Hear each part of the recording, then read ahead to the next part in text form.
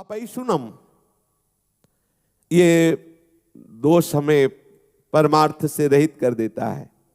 ये सुना तुमने, वो ऐसा ऐसा ऐसा है, चुगली करना, ये चुगली करना। कुछ ऐसे महापुरुष जन हैं कि जिनको बड़ा आनंद आता है, कभी कभी ऐसा अवसर मिला तब लगता है कितनी रुचि से किसी की निंदा की जाती है, कितनी रुचि से बात की जाती, और बार बार उनको हटा के भगवत वार्ता करो, चुप रहो, सुनो, वो ऐसा उनको इतना सुख मिलता है मानो उनको चक्रवर्ती सम्राट पद पे अभिषेक मिल जाएगा इस बात से। देखो, अपने परमार्थ मार्ग के साधक हैं, अपनी कोई निंदा करे तो उसकी भी हमें निंदा नहीं करनी, उसके द्वारा जो हृदय में जलन होती चुपचाप सह लेना है, पर किसी की निंदा नहीं करना। कोशिश करो किसी और की निंदा आपको सुनने को ना मिले, कोशिश करो आपको अपनी निंदा सुनने को मिले। कोई निंदा कर रहा है तो आप कान को कहो सुनो, क्योंकि अब जलेगा हृदय ना, और जब हृदय जलेगा तो फिर सही हो जाएगा। अगर अपनी निंदा हो रही तो कान में उंगली मत डालना, जरूर सुनना, लेकिन जब किसी की निंदा होने लगे तो कान में उंगली डाल लेना।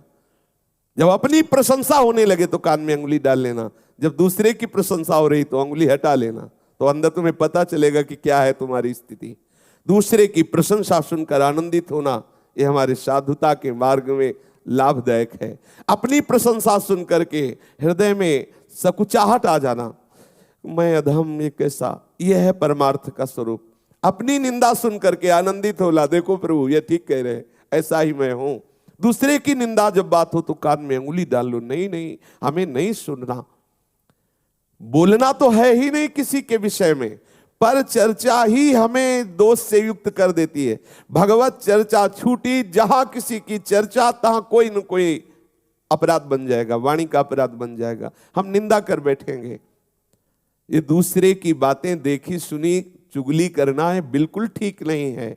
एक दूसरे के विषय में वार्ता करना परमार्थ के हानि की बात है। जब एक दूसरे मिले तो बोधयंता परस्परम, भगवत चर्चा करें, श्री स्वामिनी जी के रूप गुण का, उनकी लीला का, उनके हास परिहास का वर्णन करके हम अपने मन को निर्मल करें, आह्लादित करें। ये चुगली करना ठीक नहीं है।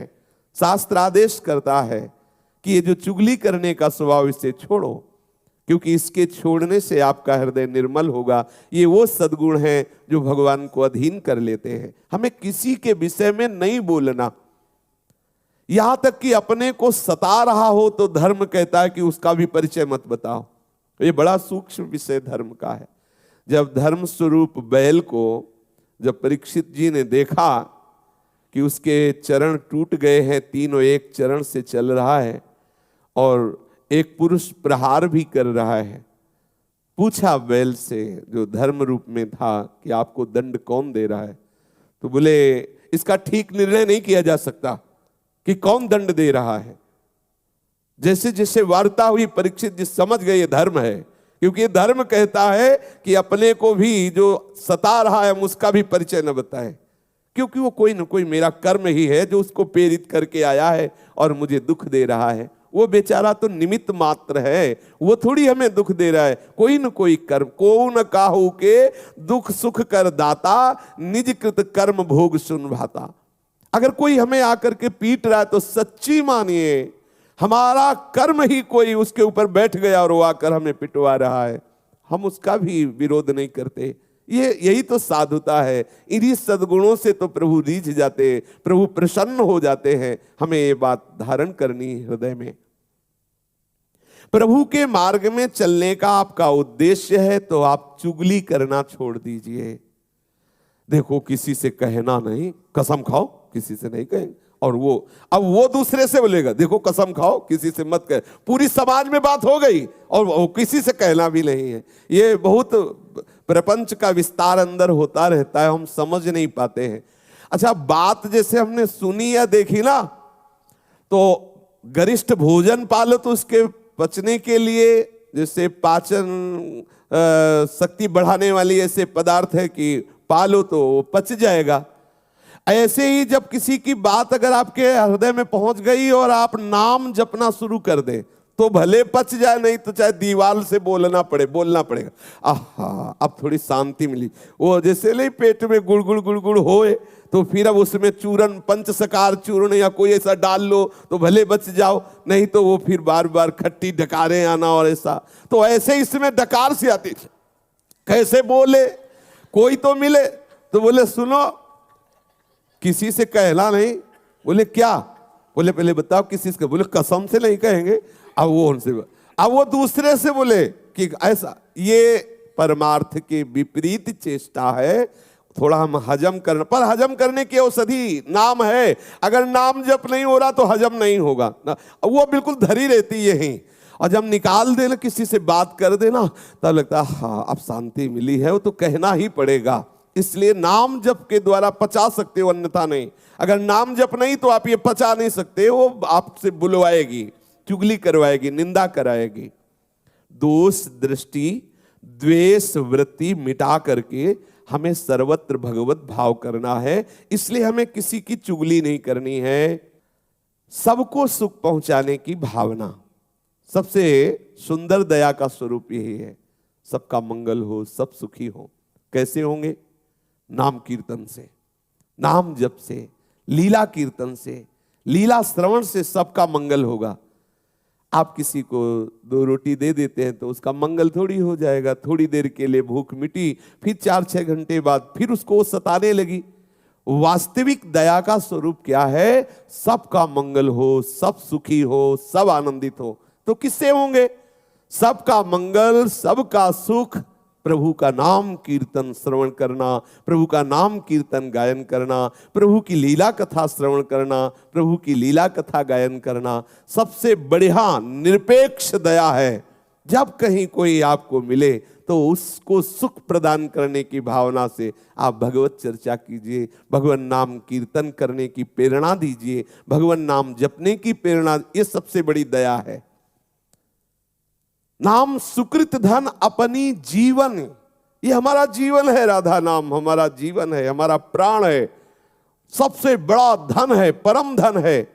अब हम किसी को राधा नाम सुना रहे, राधा नाम कीर्तन कर रहे, राधा नाम जपने की प्रेरणा करें, ये सबसे बड़ा सुख है, उसको दिया जा रहा है। क्यों? इसमें फंसोगे नहीं, फंसोगे नहीं। अपने आराध्य देव का नाम कीर्तन। अगर कहीं अन्य भावना करके अन्य दया करना शुरू किया तो फंसने के चांस हैं। सबसे हित की भावना, सर्वभूत हिते रताः। कैसे हित होगा? केवल किसी को थोड़ी औषधि दे दी, थोड़ा भोजन दे दिया, वस्त्र दे दिया दया करके, तो ये कोई खास दया नहीं हुई। सदा मंगल होता रहे।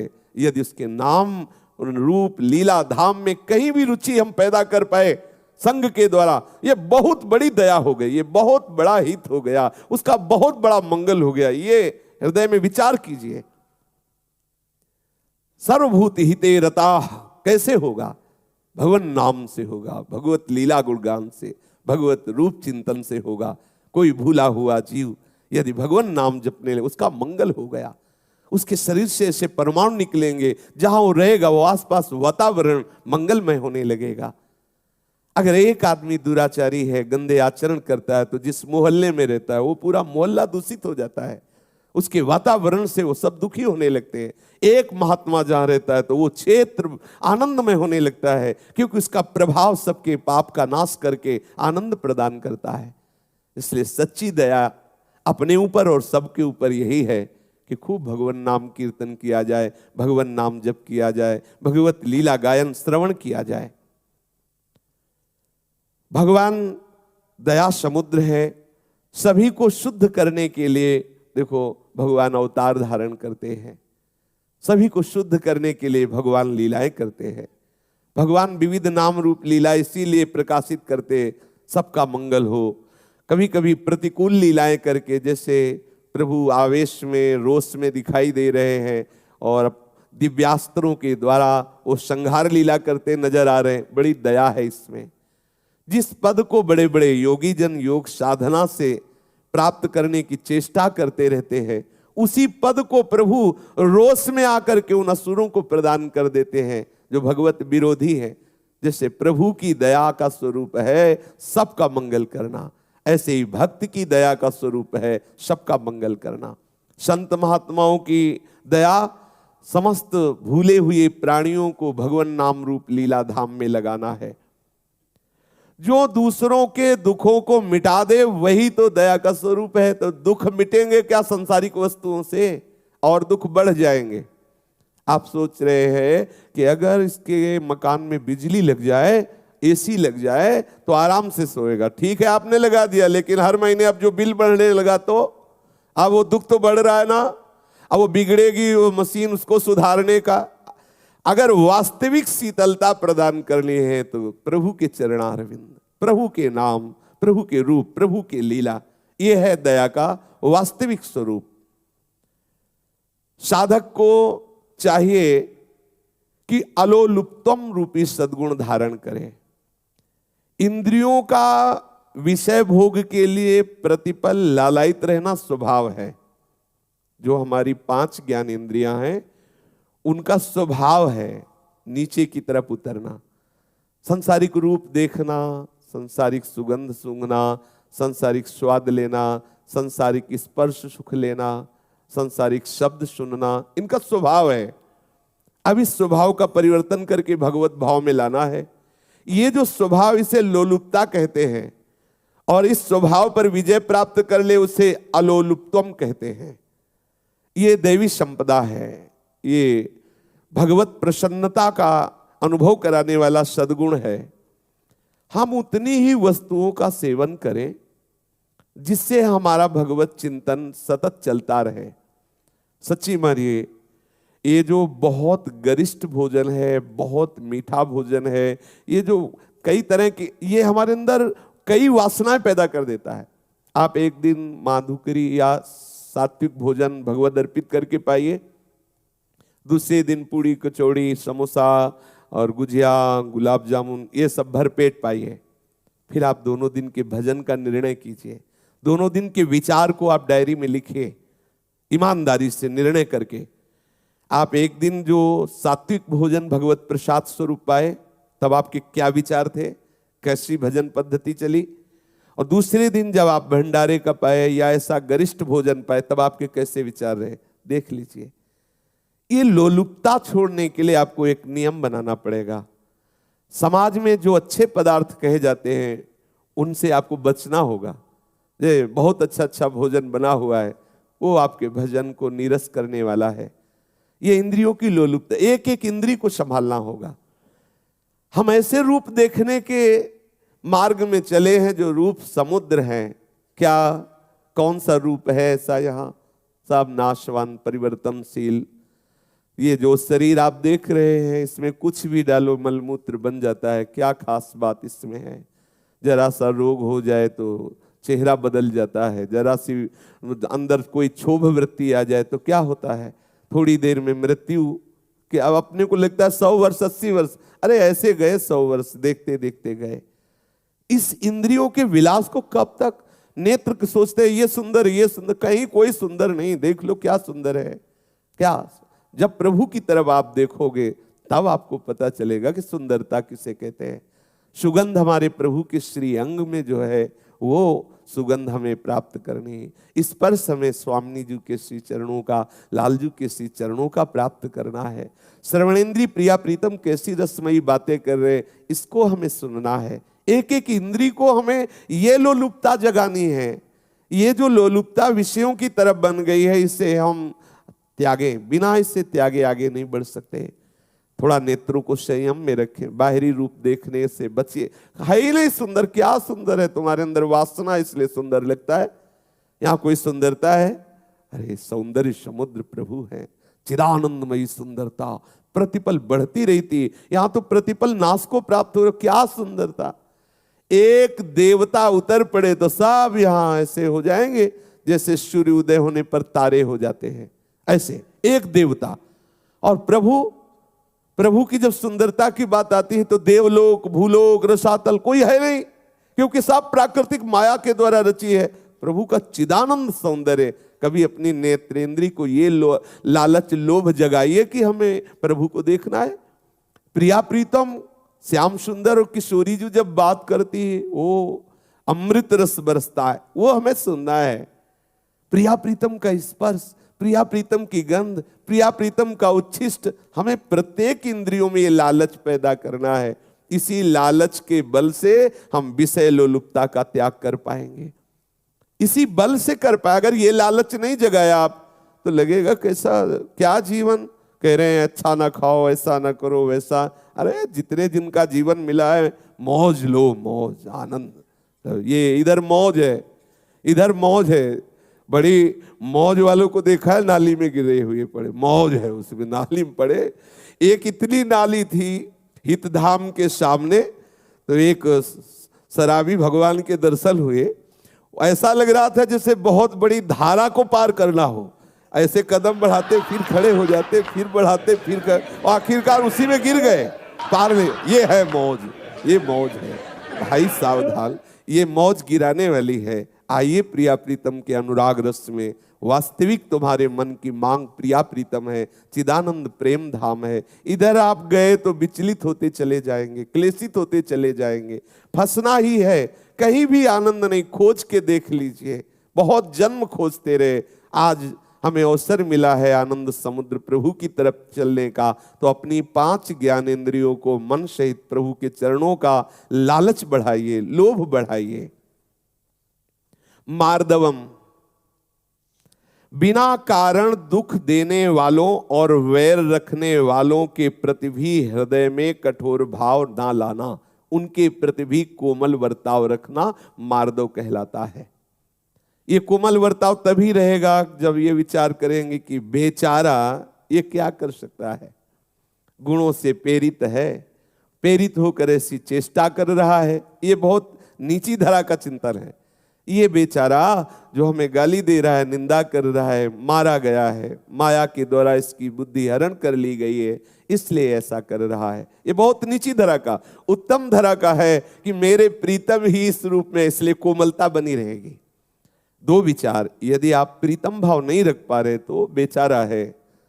वो बातुल भूत विवश मतवारे, ते नहीं बोले ही वचन विचारे, है ही नहीं उनके अंदर ज्ञान, विवेक ही नहीं कोई विचार की बोल सके। इसलिए जैसे छोटा बच्चा है, अपने को गाली देने लगे, कुछ ऐसा प्रतिकूल करने लगे, तो हमारे अंदर तत्काल भाव आता है कि बच्चा है, तत्काल भाव आता है। तो ये सब बच्चे हैं।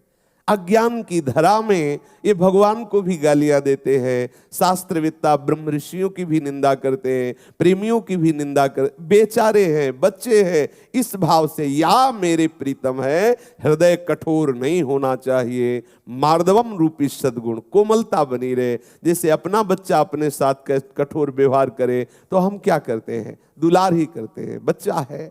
जैसे अपने किसी अंग से अपने को चोट लग जाए तो हम क्या करते हैं, हमारी ही गलती से हमें लग गया, तो ऐसे हम सोचते हैं हमारी कोई गलती रही होगी पूर्व में, उसका परिणाम इसके द्वारा दिया जा रहा है। इसलिए हम कठोर हृदय ना हो, हमारा हृदय सदैव कोमल बना रहे। उपासक को हृदय में सबके प्रति कोमलता का भाव रखना आवश्यक है। कोई भी कठोर बर्ताव हमारा नहीं होना चाहिए। कोमलता जब आपके हृदय में रहेगी तो प्रिया प्रीतम आके विराजमान हो जाएंगे। ध्यान रखना, हृदय को कोमल बनाना है। कोमल हृदय सरस होता है, सरस कोमल हृदय में ही प्रिया प्रीतम विराजते हैं, कठोर हृदय नहीं। सब महापुरुष एक स्वर में आदेश करते हैं यही, कबहू कठोर न होई, कोमल चित सब सो मिले, कबहू कठोर न होई। सबसे कोमल व्यवहार, कोमल भावनाएं, हमारे अंदर कठोरता स्पर्श न करे, क्योंकि मुझे संभालना, मेरे हृदय में प्रिया प्रीतम आने वाले हैं। रसिक शेखर नौ किशोरी किशोर सुकुमारता की रास जुगल सरकार पधारने वाले हैं। जैसे हम लीप पोत के आंगन और सुंदर आसन की रचना करते हैं, भाई गुरुदेव पधार रहे हैं, कोई महापुरुष पधार रहे हैं, अगर थोड़ा भी कूड़ा आने की संभावना होती है तो हम उसे रोकने की चेष्टा करते हैं कि यहाँ गंदा ना होने पावे। ऐसे ही हमारा हृदय अब प्रिया प्रीतम के लिए प्रिया प्रीतम पधारेंगे।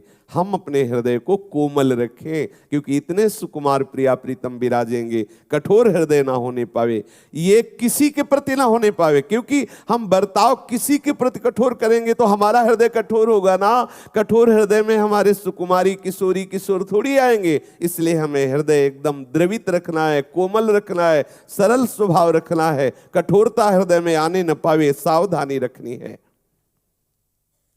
ह्री, शास्त्र और लोक मर्यादा के विरुद्ध काम करने पर जो एक लज्जा होती है, एक संकोच होता है, उसे ह्री कहते हैं। ये आपको अशुभ आचरणों से बचाएगी। अगर हम ऐसा करेंगे तो हम साधक हैं, हम उपासक हैं, क्या होगा? शास्त्र विरुद्ध आचरण, लोक में निंदा।